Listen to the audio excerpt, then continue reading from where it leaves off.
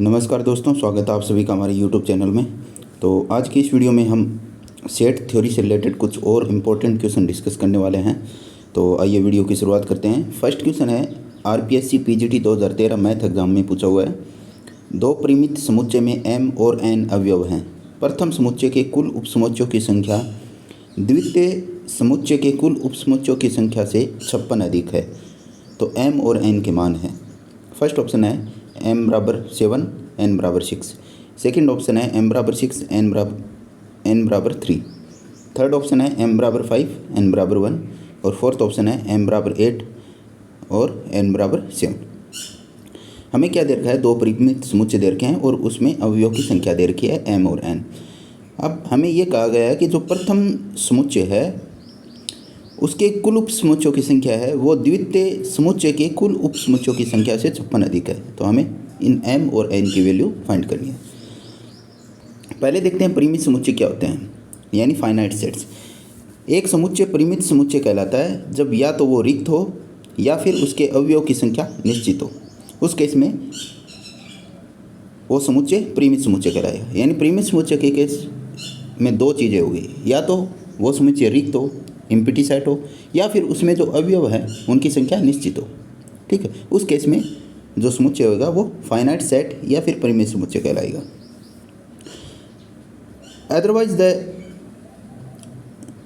Otherwise वो समुच्चय क्या कहलाएगा?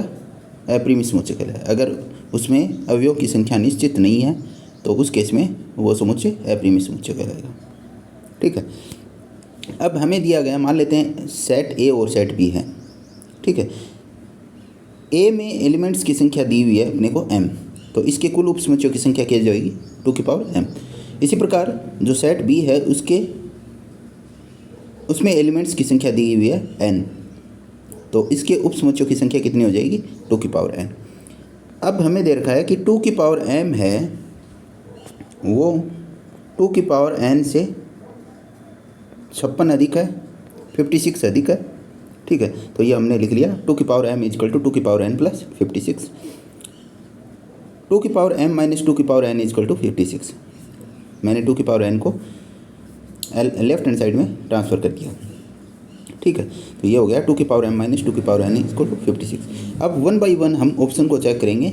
फर्स्ट में m क्या है? 7 है और n 6 है, तो m की वैल्यू 7 और n की वैल्यू 6 रखेंगे तो ये बन जाएगा 2 की पावर 7 माइनस 2 की पावर 6 इजकल टू 2 की पावर 7 बन जाता है 128 और 2 की पावर 6 है 64, तो ये आ जाएगा 64, जो कि राइट हैंड साइड के इक्वल नहीं है। इस इक्वेशन के जो लेफ्ट हैंड साइड है उसमें m 7 और n की वैल्यू 6 रखी, तो वो वैल्यू आ रही है अपने पास 64, जो कि RHS के इक्वल नहीं है, इसलिए ये इसका सॉल्यूशन नहीं होगा। अगला पुट करते हैं m की वैल्यू 6 और n की वैल्यू 3। जब m की वैल्यू 6 और n की वैल्यू 3 पुट करेंगे तो ये हो जाएगा 2 की पावर 6 माइनस 2 की पावर 3, और 2 की पावर 6 होता है 64, 2 की पावर 3 8, तो ये आ जाएगा 56। तो 56 है वो राइट हैंड साइड यानी 56 के इक्वल है, तो इसका मतलब है ये जो सेकेंड ऑप्शन है वो इस इक्वेशन को सेटिस्फाई करेगा। इसी प्रकार हम थर्ड और फोर्थ रख के देखेंगे तो वो इस इक्वेशन को सेटिस्फाई नहीं करेंगे, तो इस क्वेश्चन का राइट आंसर आ जाएगा ऑप्शन सेकंड। ठीक है, ये इंपॉर्टेंट क्वेश्चन है, ऐसा क्वेश्चन दोबारा पूछा जा सकता है, तो इसको ध्यान से करिएगा। अगला क्वेश्चन है PGT 2016 एग्जाम में पूछा हुआ है। यदि A इजक्वल टू एक सेट है, सभी x का समुच्चय जहाँ पे x/2 है वो बिलोंग कर रहा है इंटीजर्स सेट से।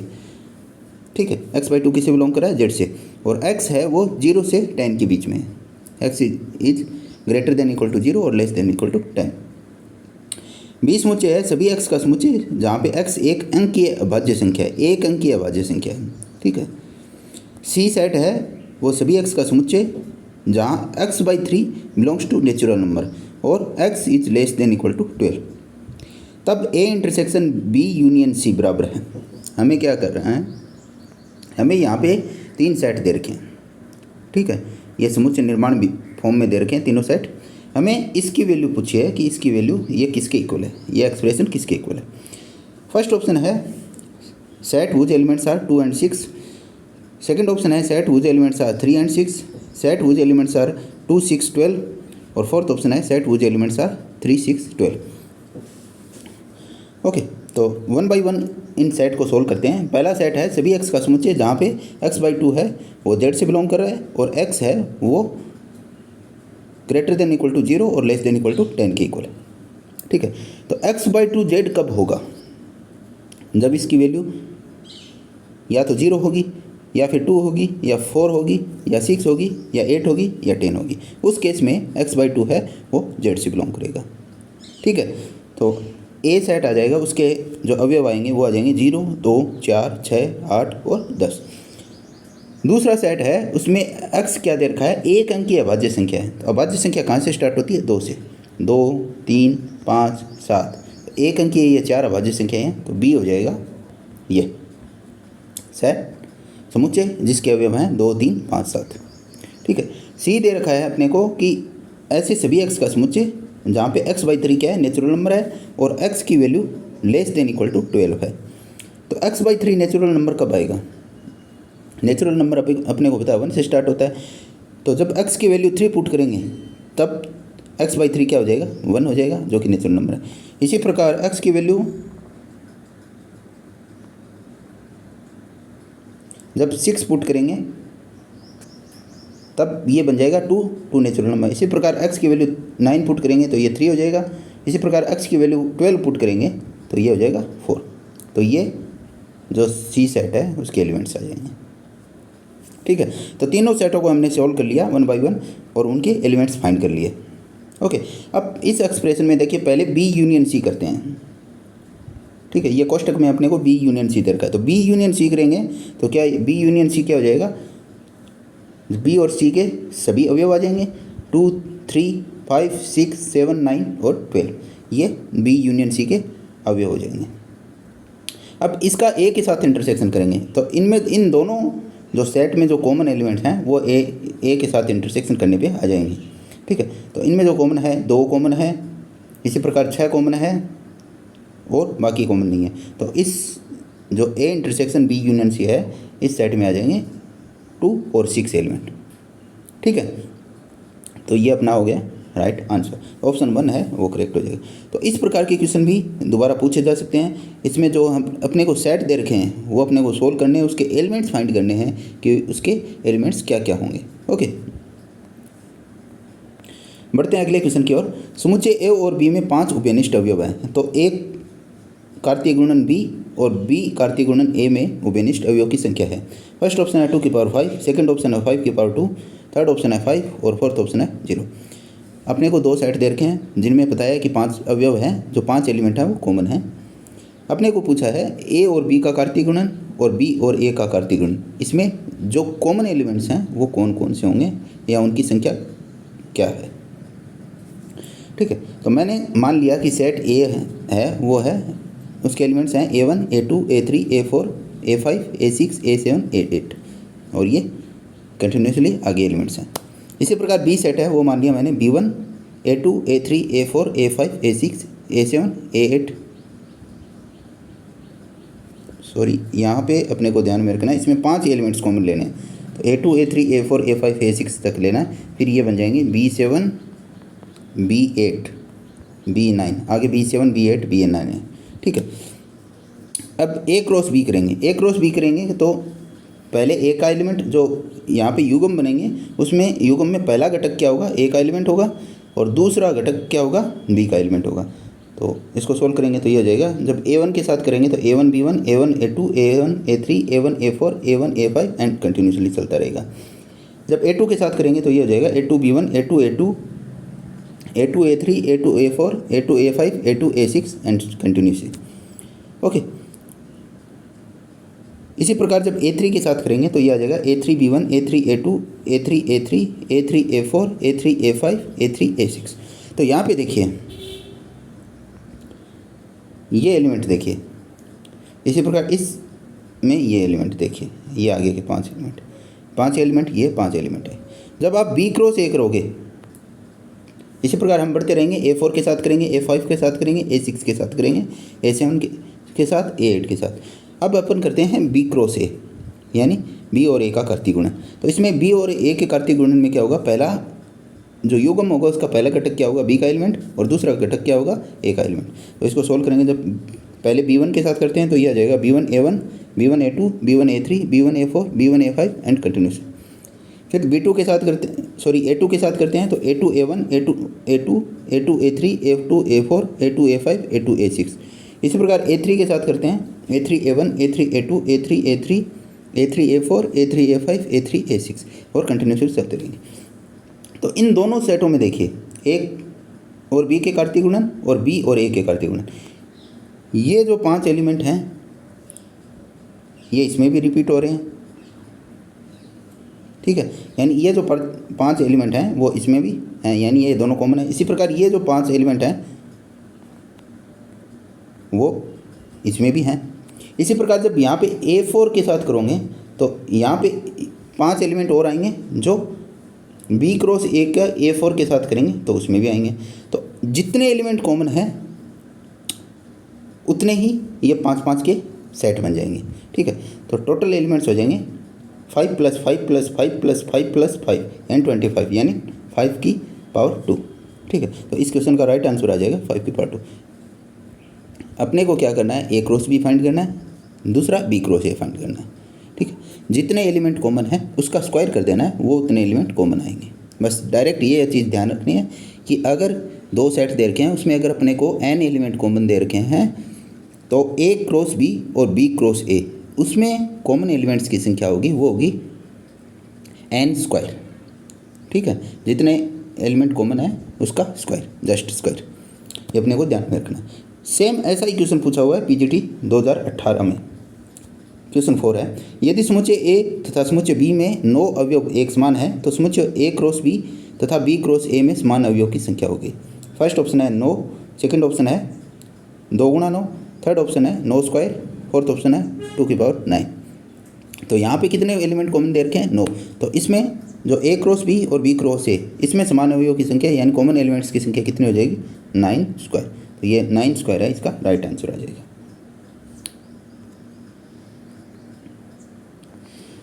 अगला क्वेश्चन है RPSC 2018 में पूछा हुआ है, यदि A, B और C समुच्चय हैं तथा R1 है वो है A - B - C = A - C -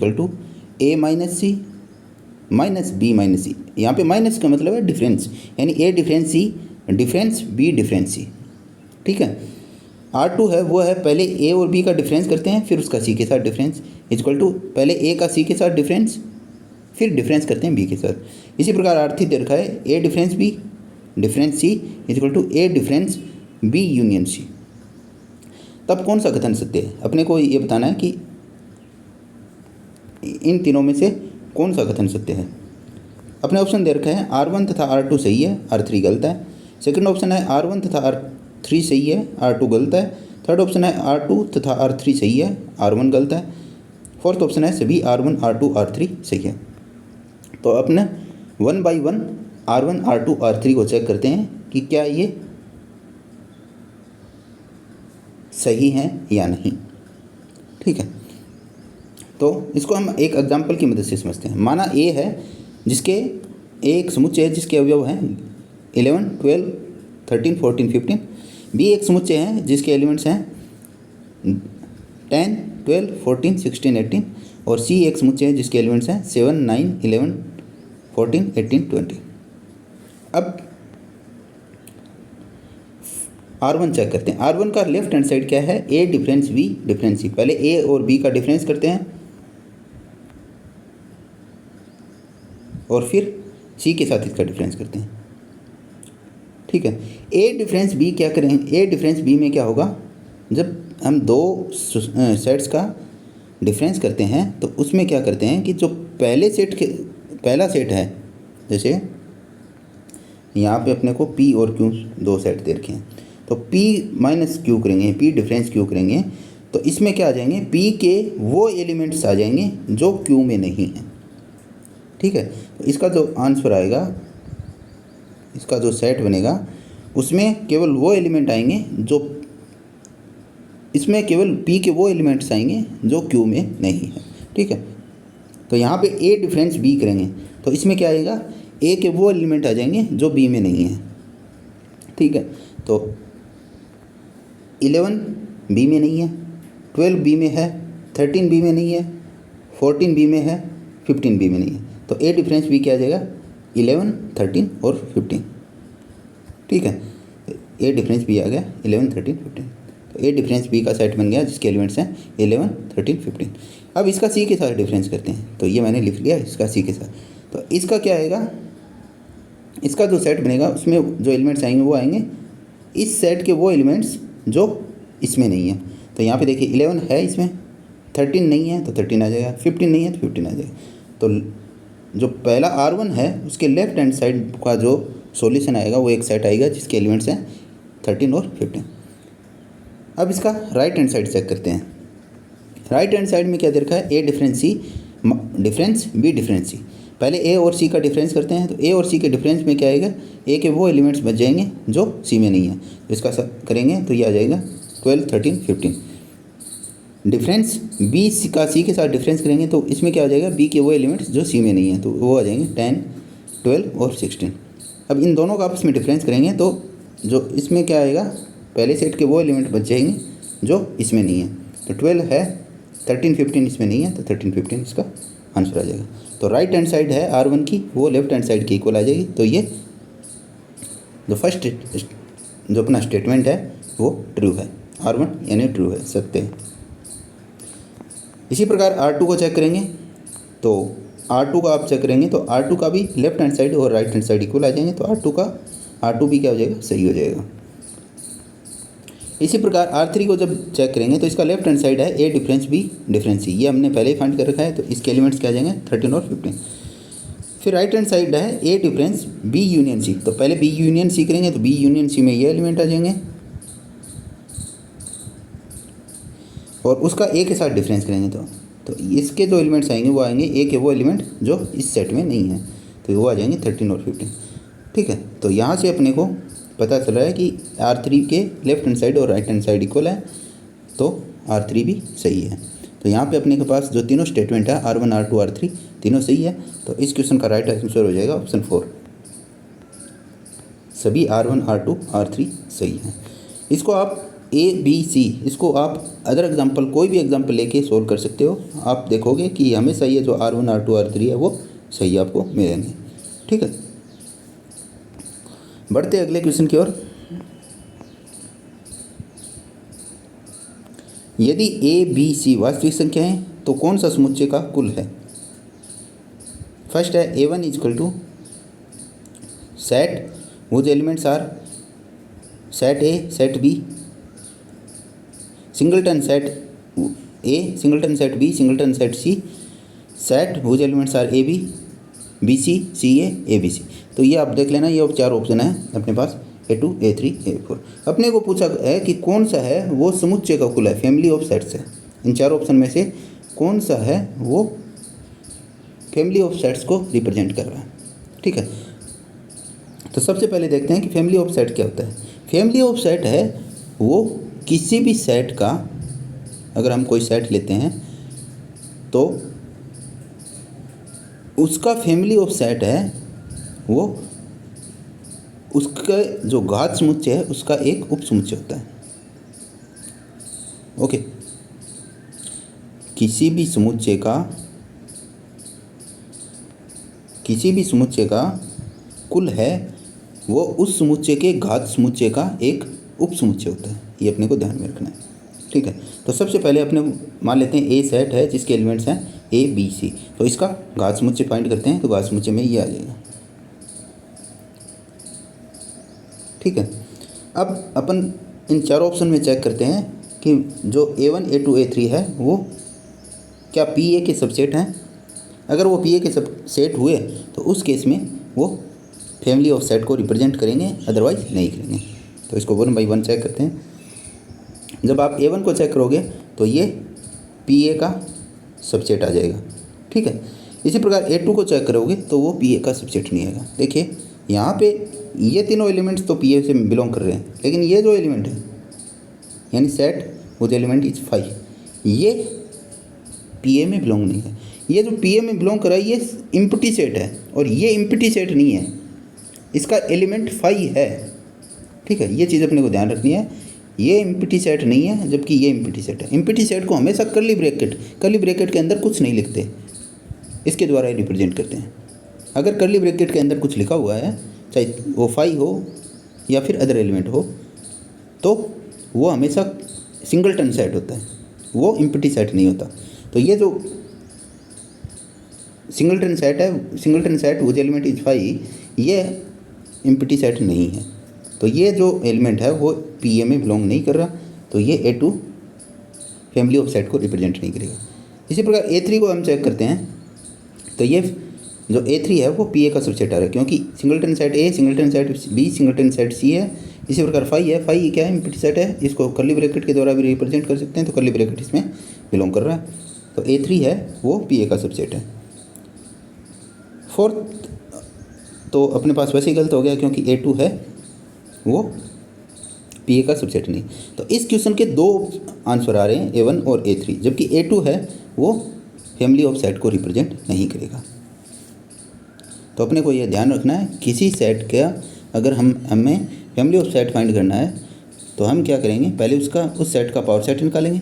उस सेट के पावर सेट के जितने भी उपसमुच्चय होंगे वो उसके फैमिली ऑफ सेट को रिप्रेजेंट करेंगे।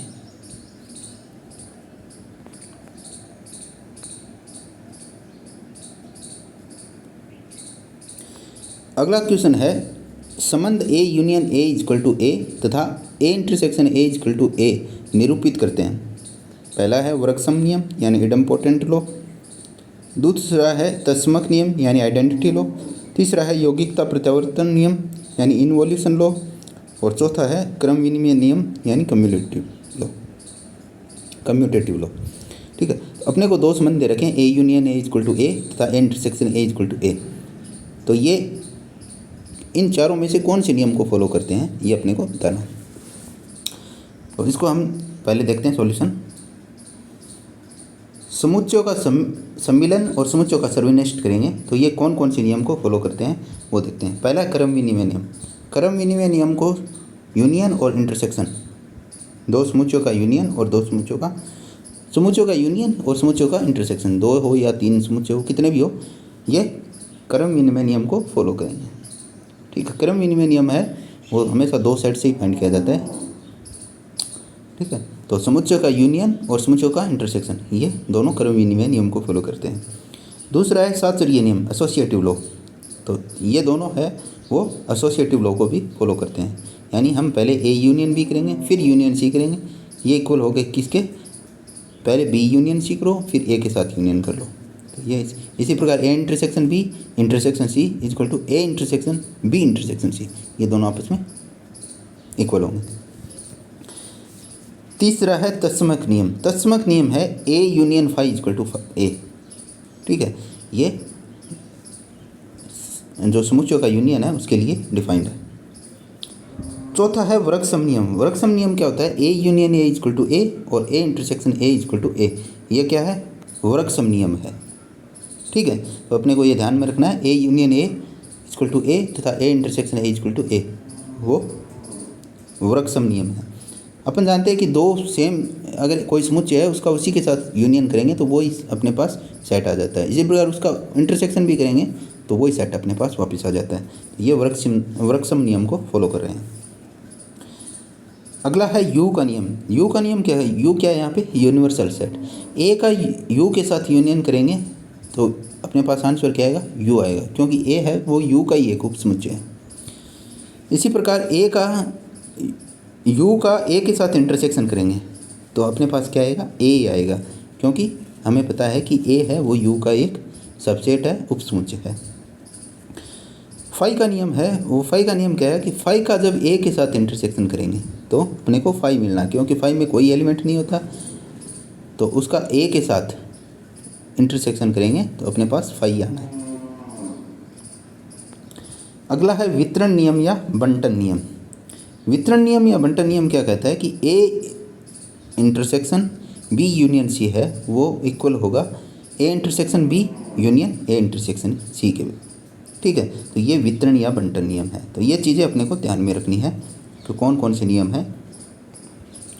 ठीक है, तो यहाँ पे से अपने को पता चल गया वैसे कि A union A equal to A तथा A intersection A equal to A है वो वृक्षम नियम इडम्पोटेंट लॉ को फॉलो कर रहे हैं। फिर और जो अपने पास 4 ऑप्शन है उनमें देखो, पहला ऑप्शन पता चल गया, दूसरा तस्मक नियम पता चल गया और चौथा क्रम विनिमय नियम पता चल गया। अब यौगिकता प्रत्यावर्तन नियम क्या होता है वो और देख लेते हैं। उससे पहले देखते हैं यूनिवर्सल सेट क्या होता है। यूनिवर्सल सेट देखो, इसकी कोई प्रॉपर डेफिनेशन तो है नहीं। जैसे मैं कोई एक सेट देता हूँ जिसके एलिमेंट्स हैं जो अंग्रेजी वर्णमाला के अक्षर हैं, उनसे क्या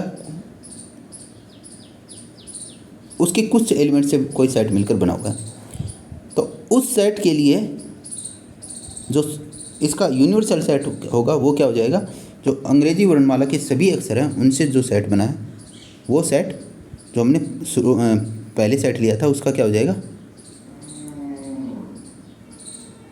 यूनिवर्सल सेट हो जाएगा। जैसे मान लेता हूँ कि ए एक सेट है जिसके एलिमेंट्स हैं अंग्रेजी वर्णमाला के स्वर हैं, ठीक है, ए ई आई ओ यू। इसी प्रकार बी सेट है जिसके एलिमेंट्स हैं B C D F S. तो इस समुच्चय ए और बी के लिए अंग्रेजी वर्णमाला के अक्षरों का समुच्चय सार्वत्रिक समुच्चय है, ठीक है। तो इन दोनों समुच्चयों के लिए जो अंग्रेजी वर्णमाला के अक्षरों सभी अक्षरों से मिलकर जो समुच्चय बनेगा वो इसके लिए सार्वत्रिक समुच्चय हो जाएगा। इसी प्रकार हम मान सकते हैं कि विश्व के सभी अगर हम मानवों को ले और उनका समुच्चय बनाए तो वो प्रत्येक मानव या फिर मानव का समूह है उनके लिए क्या होगा, एक उप समुच्चय का सार्वत्रिक समुच्चय का काम करेगा। अगला है कॉम्प्लीमेंट ऑफ ए सेट। समुच्चय का पूरक क्या होता है। अगर U एक सार्वत्रिक समुच्चय है तथा ए U का एक उप समुच्चय है तो A का पूरक समुच्चय क्या होगा, U के उन अवयवों का समुच्चय है जो A के अवयव नहीं है। जैसे हमने यहाँ पे लिया था, जैसे ये सेट A है और यहाँ पे यूनिवर्सल सेट क्या होगा, अंग्रेजी वर्णमाला के सभी अक्षरों का समुच्चय X, जहाँ पे X क्या है, अंग्रेजी वर्णमाला के स्वर हैं, अंग्रेजी वर्णमाला के अक्षर हैं, ठीक है। तो ये यूनिवर्सल सेट हो गया, ये हो गया। यहाँ पे अपने को बताया कि A है वो U का सबसेट है। तो अगर हम A का पूरक समुच्चय फाइंड करना चाहिए, यानी इसको हम लिखते हैं A डैश से या A C से, तो वो क्या हो जाएगा, वो हो जाएगा U के वो एलिमेंट जो U में से वो एलिमेंट हटा देंगे जो A में है, ठीक है। तो ये आ जाएगा B C D F G H, I हट जाएगा, फिर J K L M N, ऐसे ही जो U में बाकी एलिमेंट्स जो बाकी अक्षर बचे हुए हैं उनसे मिलकर जो सेट बनेगा वो A का कॉम्प्लीमेंट सेट हो जाएगा, ठीक है। तो यही चीज़ लिखा हुआ है कि A का पूरक समुच्चय क्या हो जाएगा, U के उन अवयवों का समुच्चय जो A में A के अवयव नहीं है। इसे A डैश से निरूपित करते हैं। इसको रिप्रेजेंट करने का तरीका होता है A डैश इक्वल टू सभी x का समुच्चय जहाँ पे x क्या है, U से बिलोंग कर रहा है और x A से बिलोंग नहीं कर रहा है, ठीक है। इसको ऐसे भी लिख सकते हैं A dash equal to U difference A। अब यहाँ पे देखिए A डैश भी है वो U का एक उप समुच्चय हो जाएगा, क्योंकि यहाँ पे जैसे हमने A डैश यहाँ फाइंड किया था तो उसके एलिमेंट्स क्या आए थे, B C D F G H J K L M N P Q R, तो ये भी क्या है, U का एक उप समुच्चय है। अगला पॉइंट है A का जब A डैश के साथ यूनियन करेंगे तो अपने पास वापस क्या आ जाएगा, यूनियन ही आ जाएगा। इसी प्रकार A का जब A डैश के साथ इंटरसेक्शन करेंगे तो वो क्या आ जाएगा, फाई आ जाएगा, क्योंकि A डैश में वही एलिमेंट होते हैं जो A के एलिमेंट नहीं है। तो इन दोनों को हम बोलते हैं पूरक नियम। अब कॉम्प्लीमेंट से रिलेटेड एक नियम, पूरक नियम, समुच्चय के पूरक से रिलेटेड एक नियम और है डी मॉर्गन का नियम। डी मॉर्गन क्या कहता है कि A यूनियन B का अगर हम कॉम्प्लीमेंट फाइंड करना चाहें तो वो हो जाएगा A complement union B complement, A complement intersection B complement. इसी प्रकार A इंटरसेक्शन B का अगर हम कॉम्प्लीमेंट फाइंड करना चाहें तो वो हो जाएगा A complement union B complement. तो ये अपने को ध्यान में रखना है, ये डी मॉर्गन लॉ है, ये समुच्चय के पूरक से रिलेटेड है। अगला है द्विपूरक नियम। द्विपूरक नियम क्या कहता है कि अगर हम किसी सेट का एक बार कॉम्प्लीमेंट लें फिर उसका दोबारा कॉम्प्लीमेंट करें तो हमें वापस वही सेट मिल जाता है। यहाँ पे जैसे ए का कॉम्प्लीमेंट किया, फिर वापस इसका कॉम्प्लीमेंट किया, तो अपने को क्या मिल जाएगा, ए ही मिल जाएगा। अगला पॉइंट है, अगर हम एम्प्टी सेट का कॉम्प्लीमेंट करेंगे तो अपने पास क्या आ जाएगा, यूनिवर्सल सेट आ जाएगा। इसी प्रकार यूनिवर्सल सेट का कॉम्प्लीमेंट करेंगे तो अपने पास क्या आ जाएगा, एम्प्टी सेट आ जाएगा। अब जो अपना क्वेश्चन था, तो अभी हम क्वेश्चन सोल्व कर रहे थे, उसमें एक पॉइंट था यौगिकता परिवर्तन नियम। यौगिकता परिवर्तन नियम है वो द्विपूरक नियम। यौगिकता परिवर्तन नियम को द्विपूरक नियम भी कहते हैं। ये क्या होता है, किसी सेट का एक बार कॉम्प्लीमेंट कर रहे और उसका अगर दोबारा कॉम्प्लीमेंट करें तो हमें वापस वही सेट मिल जाता है। ठीक है, तो ये है यौगिकता प्रत्यावर्तन नियम, या फिर इसको हम द्विपूरक नियम भी बोलते हैं। ठीक है, तो ये क्वेश्चन हमने सोल्व कर लिया। हमने बता दिया कि ये जो दो संबंध हैं वो वर्गसम नियम यानी इडम्पोटेंट लॉ को फॉलो करते हैं। और 1 by 1 इन सेटों जो चारों ऑप्शन हैं इनको हमने समझ लिया कि ये नियम होते क्या हैं। तो इस वीडियो में हमने जो कुछ इंपॉर्टेंट क्वेश्चन है वो डिस्कस किए हैं, साथ ही इनसे रिलेटेड जो थ्योरी है वो डिस्कस की है। तो अगर ये वीडियो आपको पसंद आए तो वीडियो को लाइक कीजिए, शेयर कीजिए और चैनल को सब्सक्राइब कीजिए। मिलते हैं अगले वीडियो में, तब तक के लिए धन्यवाद।